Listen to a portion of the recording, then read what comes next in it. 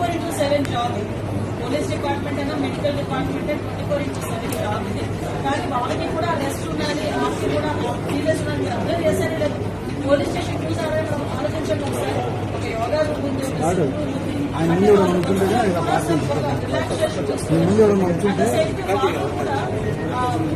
సెలవు ఇచ్చే విషయంలో కూడా ఎక్కడ కూడా ఇబ్బంది లేకుండా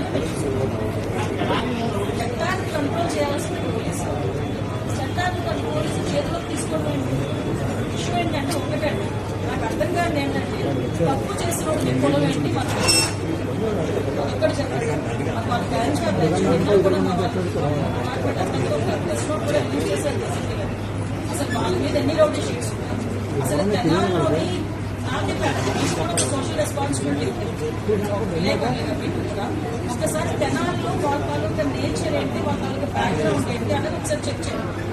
యాక్చువల్గా ఒక గంజా బ్యాచ్ పోలీస్ డిపార్ట్మెంట్ మీద చెక్ చేస్తున్నారు అంటే చెప్పగలగా ఒకసారి దానికి కూడా వీళ్ళు రాజకీయాలను కూలివేసి దానికి కులాన్ని అంతగట్టి మతాన్ని అంతగడతా ఉంటే పోలీస్ డిపార్ట్మెంట్ ఎలా వర్క్ చేసుకోవాలి ఒకసారి ఆలోచించాలి. ఇదే పోలీస్ యాక్షన్ తీసుకోలేదు ఏదైనా ఒక స్టెప్ ఫార్వర్డ్ వేస్తే ఈ రకంగా మాట్లాడారు అంటే నేనేమంటానంటే కొంతమంది మన డిపార్ట్మెంట్ చేసుకునే వాళ్ళు అలాగే ఇప్పుడు అమాయకులు అవ్వదు కూడా మీరు పెడతాను. నేను ఒకటే మాట్లాడతానంటే ఇప్పుడు ఎక్సీఎం ఈయన జగన్మోహన్ రెడ్డి ఏదైనా మాట్లాడతారు, మీరు కూడా ఏదో పెడుతున్నారు, రేపు కూడా వస్తారు అంటారు. నేను డైరెక్ట్ క్వశ్చన్ అండి డాక్టర్ సుధాకర్ అనే వ్యక్తి మాస్క్ కలిగిన పాపానికి నడి రోడ్డు మీద రెండు నుంచి చుట్టా ఇంటి కొట్టిన సందర్భం మర్చిపోయారు. మరి ఆ రోజు ఎందుకు మాట్లాడలేదు జగన్మోహన్ రెడ్డి? ఆ రోజు అయితే కావచ్చు వచ్చారు ఆ రోజు అయితే అదే చంద్రబాబు నాయుడు గారు అమరావతి చూడటానికి ఎంతో బస్సు మీద రాళ్ళు ఇస్తుంటా ఉంటే ఆ రోజు ఎందుకు రాళ్ళు ఇస్తారంటే భావస్వచ్ఛ ప్రకటన అని పోలీసు డీసీపీ ఆఫీస్ కి పక్కనే ఉన్న సెంట్రల్ ఆఫీస్ మీద దాడి చేస్తే మా కార్యకర్తలకి బీపీ వచ్చింది అన్నారు. ఇవన్నీ ఎక్సీఎం మాట్లాడతాం.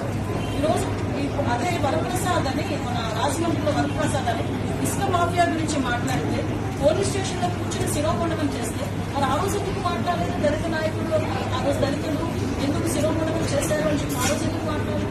ఆ రోజు ఎందుకు వరప్రసాద్ ఇంటికి వెళ్ళి పలకరించలేదు? ఆ రోజు ఎందుకు డాక్టర్ సుధాకర్ ఇంటికి వెళ్ళి పలకరించలేదు? ఆ రోజు ఎందుకు ప్రవీణ్ ఇంటికి వెళ్ళి పలకరించలేదు? అంటే పులివెందరు నాగమ్మాల అమ్మాయిని చాలా టోటల్గా హత్య చేస్తే మేము వెళ్తే మా మీద ఎట్లా కేసులు పెట్టారు? మరి పులివెందుల నియోజకవర్గంలో నాలుగు ఇంటికి ఎందుకు ఆ రోజు జగన్మోహన్ రెడ్డి? ఈ రోజు రాజకీయ లబ్ధి గురించి కులాలని మతాలని రెచ్చగొట్టడానికి మాత్రమే ఈరోజు తప్పు చేసిన వాళ్ళ ఇంటికి అదేవిధంగా గాంజాయి బ్యాచ్ వాళ్ళ ఇంటికి వెళ్తున్నాడంటే అతని బ్యాక్గ్రౌండ్ ఏంటో మనం కూడా ఆలోచించుకోవాలి. ప్రజలు కూడా ఎందుకంటే నేను మాట్లాడుతున్నాను